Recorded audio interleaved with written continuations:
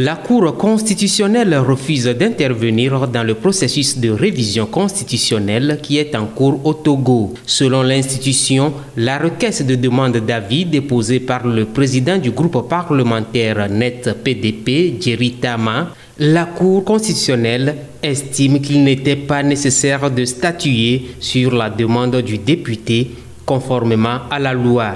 En effet, selon la Cour, la Constitution ne prévoit pas de consultation sur les projets de test de valeur constitutionnelle en attente de promulgation.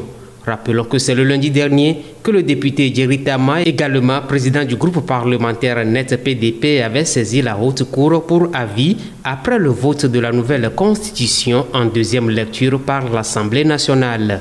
Il critique le fait que la Constitution soit adoptée par voie parlementaire et non par voie référendaire.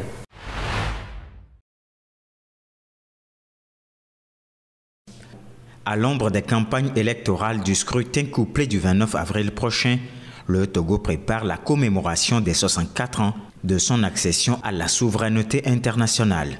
Comme à la veille des grandes commémorations comme celle-ci, les regards sont tournés vers le chef de l'État, Forezo Simnanya Singbe.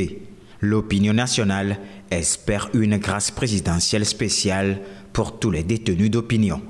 Il s'agit de ceux qui avaient été arrêtés avant, pendant et après des élections et ceux qui sont arrêtés avant, pendant et après des manifestations pacifiques publiques. Cette opinion est composée des hommes politiques, des organisations de la société civile et des familles des détenus. Pour les politiques, la libération des détenus d'opinion décrispera le climat sociopolitique, surtout en ces périodes électorales. Pour les organisations de la société civile, au-delà de la décrispation du climat sociopolitique, la surpopulation carcérale est une raison assez suffisante pour accorder une grâce présidentielle aux détenus d'opinion. Quant aux familles, la fragilisation causée par les détentions conduit à l'éclatement familial, créant ainsi un autre problème social.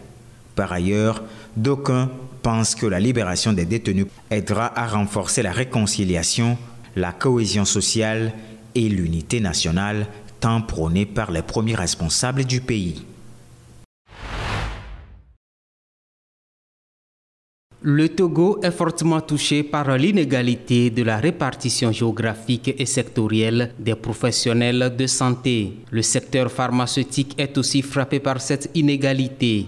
Selon l'Ordre national des pharmaciens, les zones urbaines sont plus dotées de pharmacies à travers le pays. Environ 400 pharmacies sont concentrées ainsi dans les centres urbains, laissant les régions rurales complètement démunies en matière d'accès aux médicaments essentiels. Ceci crée un dilemme pour les habitants des zones rurales qui se trouvent souvent contraints de parcourir des distances considérables pour trouver des médicaments dont ils ont besoin. Par ailleurs, concernant la répartition géographique, il ressort que sur les 8 millions d'habitants que compte le Togo, environ 150 pharmaciens sur 170 exercent dans la capitale Lomé, mais 92% d'entre eux exercent dans le secteur privé, ce qui équivaut à un pharmacien pour plus de 43 000 habitants. Ce manque criard de pharmacies et de pharmaciens en milieu ruraux favorise le commerce de médicaments contrefaits, mettant en danger la santé des populations éloignées.